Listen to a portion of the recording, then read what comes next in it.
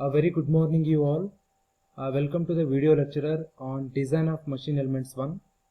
I am Abhishek Patil, working as an assistant professor and head of the department of Mechanical Engineering department.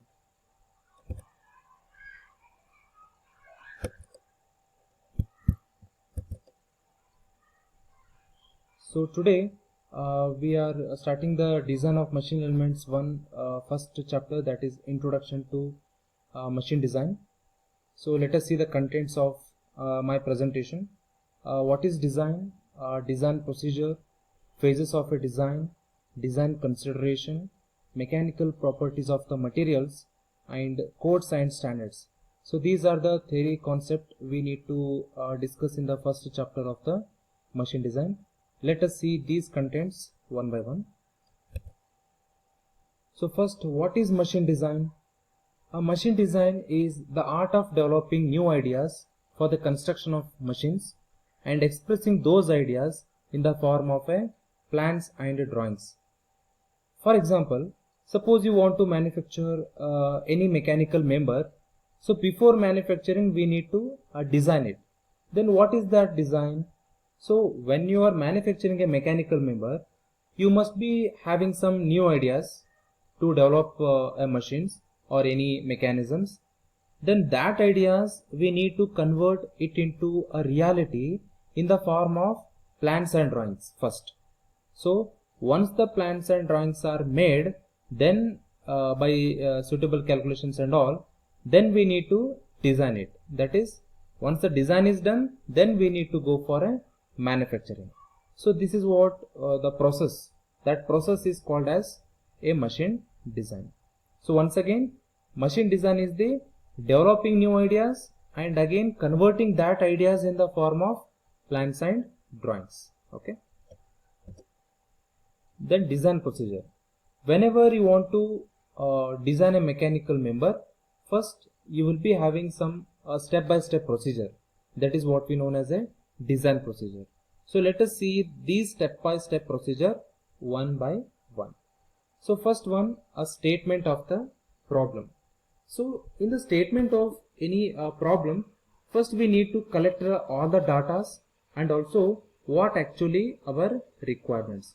So this information basically will give you the nature of the problem. Okay. So this is what the statement of the problem. Then analysis of the problem. So in this analysis, what we need to analyze is, we need to account all the external forces and internal forces which are acting on the machine part. For example, let us see, I wanted to manufacture a connecting rod which is present in the IC engine. When I want to manufacture a connecting rod, first I need to consider the forces and all, because after during suction stroke and compression stroke, the connecting rod will be subjected to a forces and all. So forces due to piston and as well as crankshaft. So we need to analyze what are all the internal forces, centrifugal forces, and force due to frictional resistance, force due to energy transmitted by the parts, force due to shape of the part. So all the other forces also we need to consider during our design process. Okay, this is what is known as analysis of the problem. Then the third step is selection of a mechanism, materials and stresses. So once the analysis is done, we need to select a suitable mechanism. So in the kinematics of machine, in the previous semester, you have studied about so many kinds of mechanism. So some mechanism converts rotary motion into reciprocating, some mechanism converts reciprocating to rotary. So what mechanical member you are manufacturing, based on that kinds of motion, you need to select appropriate mechanism. So, and also when you are selecting a mechanism, importance must be given to the strength as well as accuracy of the motion. So these are two important things you need to consider when you are selecting a suitable mechanism. Got it? Then materials. So when you are selecting a materials, the importance will be given to the life of the various parts which you are using in your project, and availability. So availability also plays very important role. Okay. Then coming to the stresses, selection of stresses.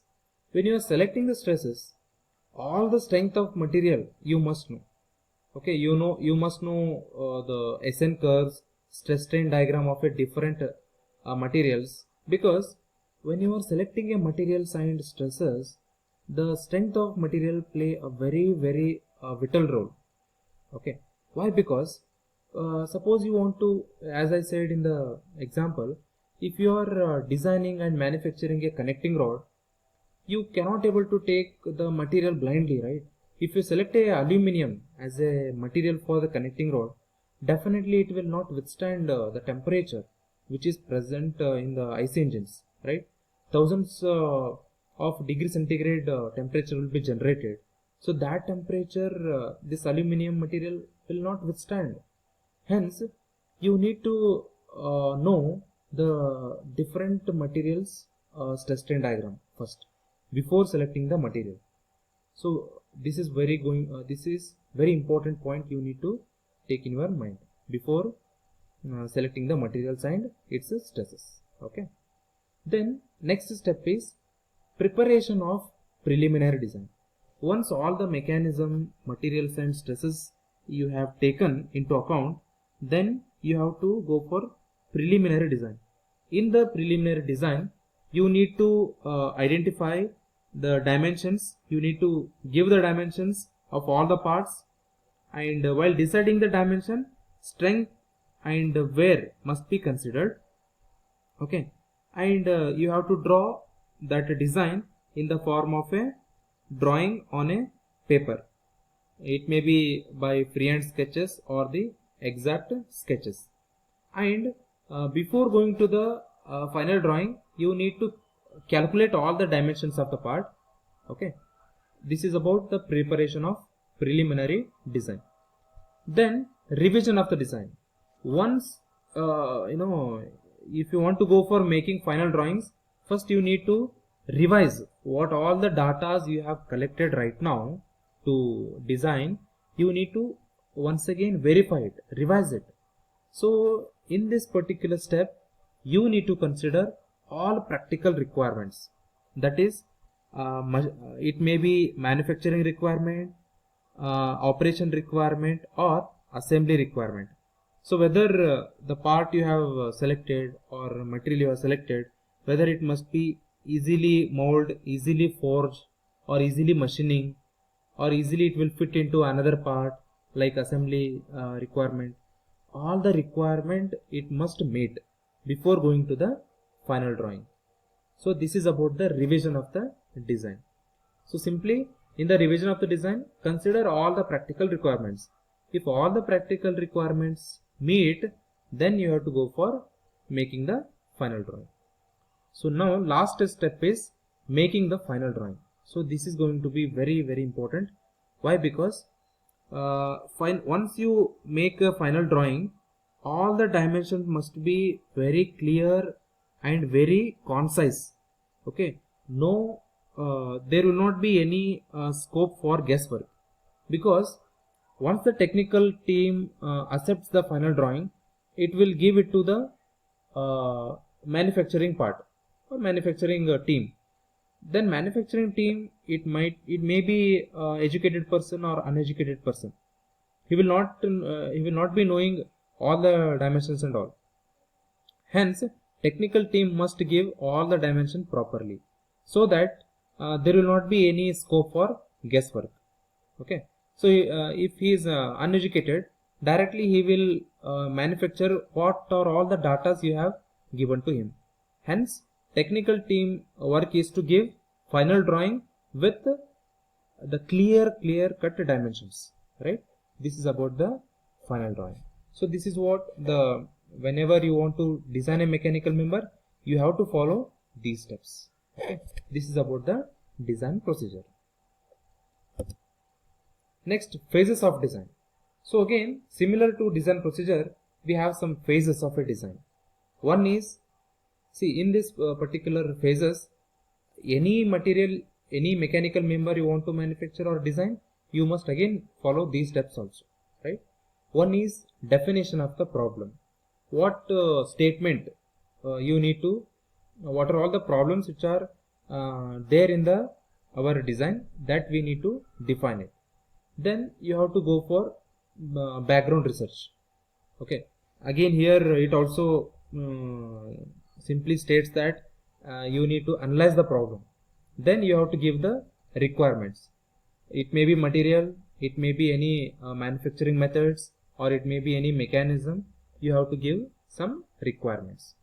Then you have to brainstorm, evaluate, and choose solution. As you already studied in the management about the brainstorming and all, selecting a one from the different opinions or combined opinions, right? You have to brainstorm it and choose one solution which is which meets all the requirements of a customers. Okay, once the brainstorming is done and choosing a solution is done, then you have to develop and prototype. You have to develop the prototype, that is the smaller prototype of the big machine which you are going to manufacture. You have to create a small part of it, then you have to test it.